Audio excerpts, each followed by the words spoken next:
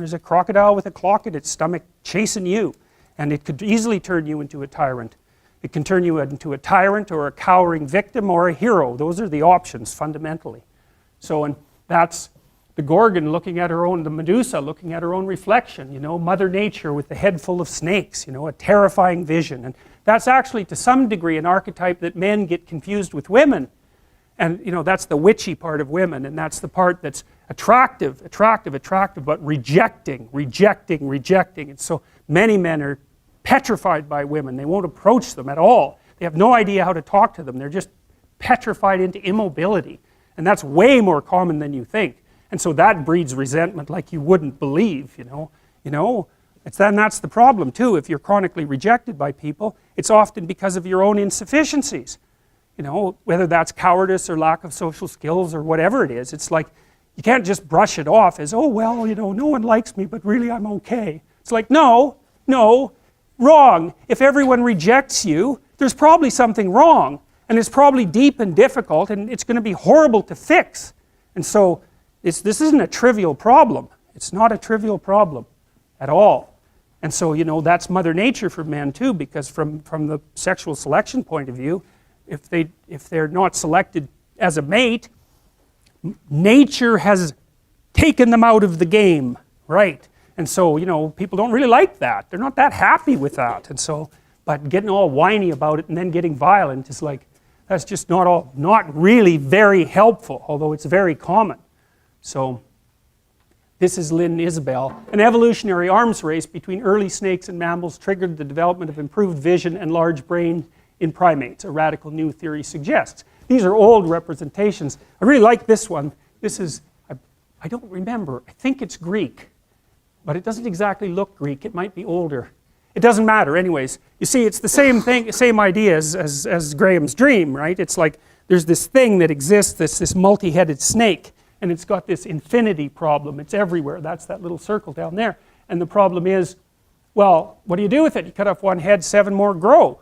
That's the eternal problem of life. And the problem is, there is the category of problems in life, and it ain't going anywhere. And so the question is, can you deal with the whole category at the same time?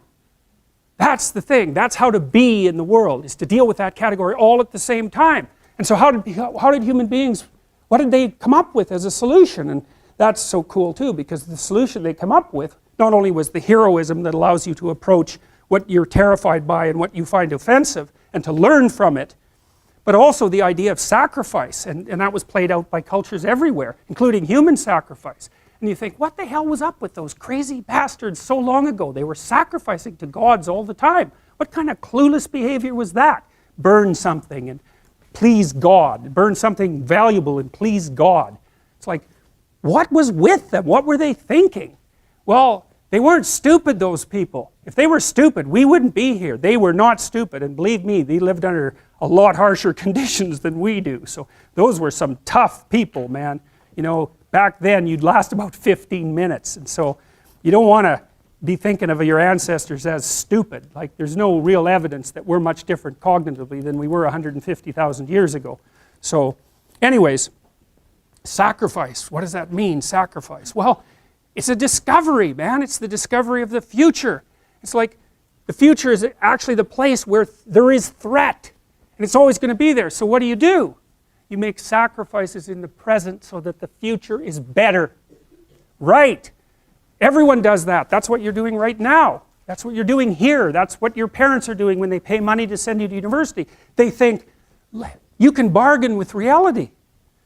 It's amazing. You can bargain with reality. You can forestall gratification now, and it'll pay off at a place and time that doesn't even exist yet. It's like, who would have believed that? It's like, that's a miracle that occurs. And it's not like people just figured that out overnight. How are we going to come up with an idea like that? Well, it's like, well, we thought about it for 7 million years.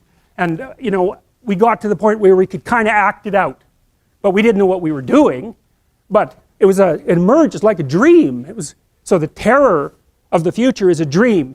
And the solution to the terror, the dream of the terror of the future, is another dream.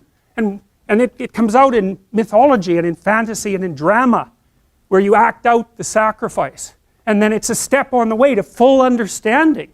So we can say sacrifice now instead of doing it, you know, although we still do it. It's just not concretized like it used to be. We do it abstractly. And we all have faith that it will work, you know, and we also set up our societies so that it'll work. And one thing about, you know, I'm not a fan of moral relativism for a variety of reasons, partly because I think it's an extreme form of cowardice. But anyways, apart from that, no. There's minimal ways that you can set up a society that will work. And so one of them is that the society has to be set up so that your sacrifices will pay off or you won't work, and then the society will die. And so it has to make promises. People have to make promises to one another. And that's what money is. Money is a promise that your sacrifice will pay off in the future. That's what money is.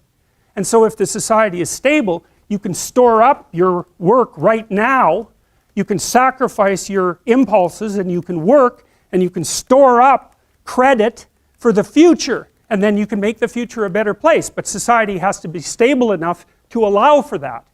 Hyperinflation will do you in. So the promise that's implicit in the currency is the promise that what you're doing now will pay off in the future.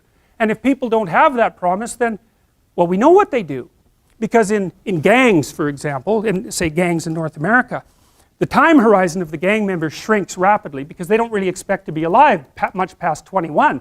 And so they get really impulsive and violent, and like, why the hell not? That's what you do when the future doesn't matter, when it's not real. You default back to living in the moment, and you take what you can get right now. And no wonder, because you don't know if you're going to be around in a year. And you get whatever you can while you can bloody well get it. And that's like anarchy, that state. And so you don't want to live in, some people like to live in that state because they're really wired for that, you know. And so they're much more comfortable in those conditions. They're kind of like warrior types, I would say, in some sense. But, you know, for most people, that's just, well, that stress will just do you in, you know, the stress of a life like that. So that's a pretty horrible picture, the one on the right, I think. And, you know, it's a creepy picture. And don't you think? Doesn't it seems like a creepy picture to me? Yeah, and so that's Quetzalcoatl, if I remember correctly, who was an Aztec dragon god. And that's the Eye of Horus, by the way, this little thing here. And see, the Egyptians, they worshiped the eye. Yeah, well, that's cool because, well, why did they worship the eye? Well, wake the hell up and look at the world. That's your salvation to do that. Pay bloody attention, especially to the things you don't want to pay attention to. And use your vision. Have some vision. And you can use your vision to see into the future.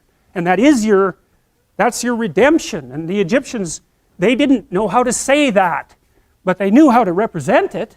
And that's how they represented it. Like, the pupil on that is completely open, completely dilated. And that's a god as far as the Egyptians were concerned. It's Horus, and I'll tell you Horus' story at some point. So, early primates developed a better eye for color, detail, and movement, and the ability to see in 3 dimensions. Traits that are important for detecting threats at close range. Humans are descended from these same primates. All right. So, now, the initiation. Well, when you go into psychotherapy, or when you make any supreme moral effort, which is roughly the same thing, you have to confront that which you do not know. Now, I mentioned the pre-cosmogonic chaos and the idea that at the end of Jung's life, he sort of thought of the unconscious and the world as the same. And you think, what the hell does that mean? But here's what it means. So let's say you're in a long-term intimate relationship and you get betrayed. Okay, so what is it that you see when you see your partner at the moment you know of the betrayal?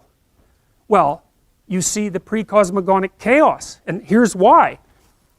Well, it rattles your unconscious up because you don't know anything anymore. You don't know what the past was, right? You don't know what it was. And it's supposed to be real, and all of a sudden you don't know what it was. And so you come up with wild ideas about what it might have been and what it represented, and then you don't know what the future is going to be anymore. So then your fantasy fills that space, and you don't know who the hell you're looking at, that's for sure, and you don't know much about human beings, and you certainly don't know anything about yourself. And so all of a sudden, not only is everything in chaos inside your mind, but everything is in chaos in your world. And it actually is, and there's no telling the difference between those two things. You know, and so then you're just shattered. And so then you go talk to a therapist for like 2 years and you think, what happened? What was the reality? And the reality is, because who knows what the reality was, like, but as far as you're concerned, the reality is, I better represent this properly in my head. I better figure out who I was, who that person was, what we did together, and what it meant, because I do not want this to happen again. And so you're healed when you get to the point where you've grasped the bloody moral of the story. What went wrong? And how can I not have that happen again? Because that's the purpose of learning, right? That's the purpose of memory. It's to prepare you for the future. And so you have to pull out of that massive chaos a functional representation that increases your wisdom so that you're not this naive target the next time you enter into a relationship. So at least you can have another relationship without being so traumatized that, you know, you're done. And you know, it can take people years to talk that through, because this landscape of potential opens up when they're betrayed. It's like, well, anything could have been the truth. Well, to sort through that, you have to wander through all that mess, and it's really painful and emotional as well. You have to sort through all that mess to come out with the new you, right? The renewed you.